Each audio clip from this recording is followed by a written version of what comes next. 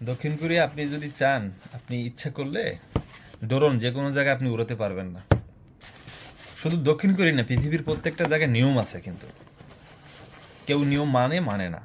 কিন্তু দক্ষিণ কোরিয়ার নিয়ম আপনার মানতে হবে। বাংলাদেশেও কিন্তু এরকম নিয়ম আছে। বাংলাদেশে আপনার সিভিল অ্যাভিয়েশন থেকে এরকম অনুমতি নিতে হয়, নিয়ে তারপরে ব্যবহার করতে হয়। কিন্তু এখন তো খুব কম লোকই আছে এরকম ব্যবহার করে। আমার ড্রোনের যে মডেল, এটা হচ্ছে DJI মিনি AC2। এই ড্রোনটা 250 গ্রাম এর কম, অর্থাৎ 249 গ্রাম এই ড্রোনটার ওয়েট।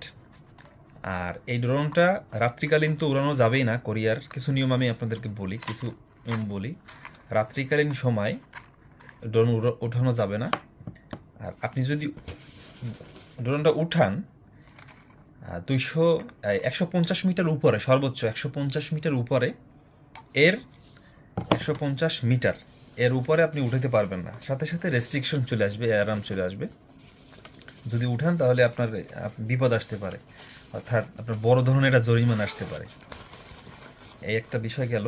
আর সব থেকে বিষয় হচ্ছে কিছু ড্রোন, ডিজিআই যে ড্রোনগুলো আছে এই সার্কেলের, এই ড্রোনগুলো যখন আপনি উঠাবেন তখন ওদের অ্যাপসের ভিতরে আপনার এরিয়া ভাগ করা দেওয়া আছে, যে আপনি কোন কোন এরিয়াতে উড়াতে পারবেন কি পারবেন না।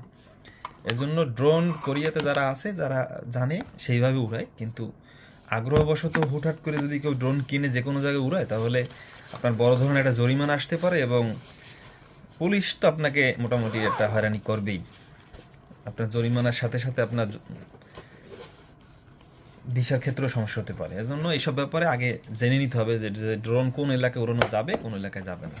অবশ্য আমার একটা লাক আছে, আমি যেখানে আছি আর কি কোরিয়াতে, আমার এই এলাকায় বা এই প্রদেশের এইখানে আপনার ড্রোন ওঠানোর পারমিশন আছে সার্কেলের ভিতরে, রেড সার্কেলে নেই।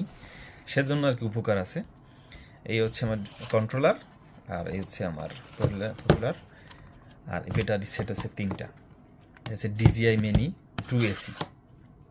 যাই হোক, এখন একটু আপনাদেরকে উড়াই দেখাই। এত সময় তো আপনাদের ড্রোন সম্বন্ধে বললাম।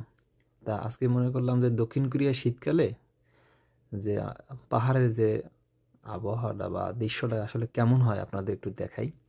আমি ভিডিও করছি অনেক স্লো, তবে ভিডিও যখন রেকর্ডিং করতেছিলাম একটু ফাস্ট দিছিলাম যাতে সময়টা একটু তাড়াতাড়ি যায়, এই জন্য আর কি। আর আজকে আবহাওয়াটা চারিদিকে আপনার মেঘলা মেঘলা, কুয়াশার মধ্যে আবহাওয়া, কিন্তু প্রচণ্ড শীত। পাহাড়ের মানে গাছগুলো বেঁচে আছে ঠিকই, তবে অধিকাংশ পাহাড়েই আপনার গাছে পাতা নেই।